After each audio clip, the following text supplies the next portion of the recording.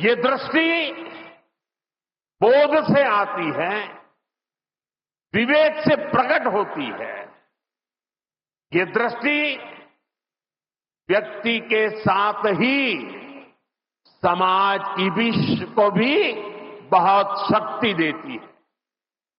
हमारा राष्ट्रीय स्वयंसेवक संघ भी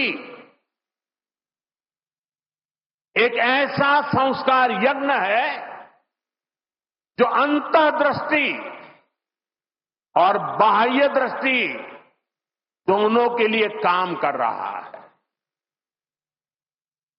बाह्य दृष्टि के रूप में हम माधव नेत्रालय को देखते हैं और अंतर्दृष्टि ने संघ को सेवा का पर्याय बना दिया है। साथियों, हमारे यहां कहा गया है, परोपकाराय फलंति वृक्षाः, परोपकाराय वहन्ति नद्यः, परोपकाराय दुहन्ति गावः, परोपकारार्थमिदं शरीरम। हमारा शरीर परोपकार के लिए ही है, सेवा के लिए ही है। और जब ये सेवा संस्कारों में आ जाती है तो सेवा ही साधना बन जाती है। यही साधना तो हर एक स्वयंसेवक के जीवन की प्राणवायु होती है। ये सेवा संस्कार, ये साधना, ये प्राणवायु पीढ़ी दर पीढ़ी हर स्वयंसेवक को तप तपस्या के लिए प्रेरित कर रही है। ये सेवा साधना हर स्वयंसेवक को निरंतर गतिमान रखती है, उसे कभी थकने नहीं देती, कभी रुकने नहीं देती। पूज्य गुरुजी अक्सर कहा करते थे, जीवन की अवधि का नहीं, उसके उपयोगिता का महत्व होता है। हम देव से देश और राम से राष्ट्र के जीवन मंत्र लेकर के चले हैं, अपना कर्तव्य निभाते चलते हैं। और इसलिए हम देखते हैं, बड़ा छोटा कैसा भी काम हो, कोई भी कार्य क्षेत्र हो, सीमावर्ती गांव हो, पहाड़ी क्षेत्र हो, वन क्षेत्र हो, संघ के स्वयंसेवक निस्वार्थ भाव से कार्य करते रहते हैं। कहीं कोई वनवासी कल्याण आश्रम के कामों को उसको अपना ध्येय बना करके जुटा हुआ है, कहीं कोई एकल विद्यालय के माध्यम से आदिवासी बच्चों को पढ़ा रहा है, कहीं कोई सांस्कृतिक जागरण के मिशन में लगा हुआ है, कहीं कोई सेवा भारती से जुड़कर गरीबों वंचितों की सेवा कर रहा है। अभी हमने प्रयाग में महाकुंभ में देखा, वहां नेत्र कुंभ में कैसे स्वयंसेवकों ने लाखों लोगों की मदद की। यानी जहां सेवा कार्य वहां स्वयंसेवक। कहीं कोई आपदा आ जाए, बाढ़ की तबाही हो या भूकंप की विभीषिका हो, स्वयंसेवक एक अनुशासित सिपाही की तरह तुरंत मौके पर पहुंचते हैं। कोई अपनी परेशानी नहीं देखता। ये दृष्टि भी होनी चाहिए और अंतर्दृष्टि भी होनी चाहिए। जब अंतर्दृष्टि की बात करते हैं तो विदर्भ के महान संत श्री गुलाब राव महाराज जी का स्मरण भी होना स्वाभाविक है। उन्हें प्रज्ञाचक्षु कहा जाता था। बहुत कम आयु में ही उनको आंखों से दिखाई देना बंद हो गया था, लेकिन फिर भी उन्होंने अनेकों पुस्तकें लिखी थी।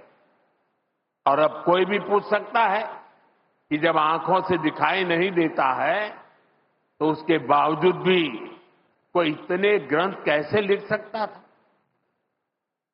इसका उत्तर यह है कि उनके पास भले ही नेत्र नहीं थे, लेकिन दृष्टि थी। ये दृष्टि बोध से आती है, विवेक से प्रकट होती है।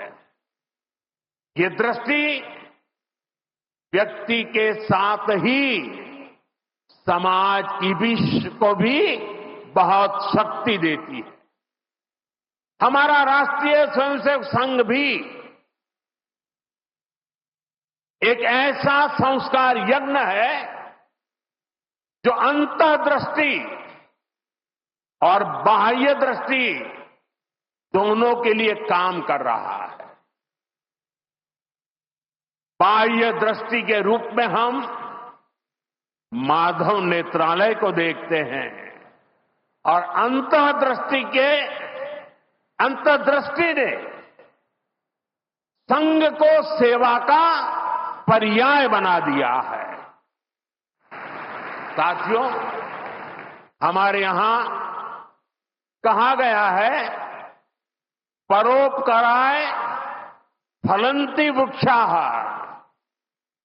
परोपकाराय वहन्ति नद्या, परोपकाराय दुहन्ति गावः, परोपकारार्थमिदं शरीरम।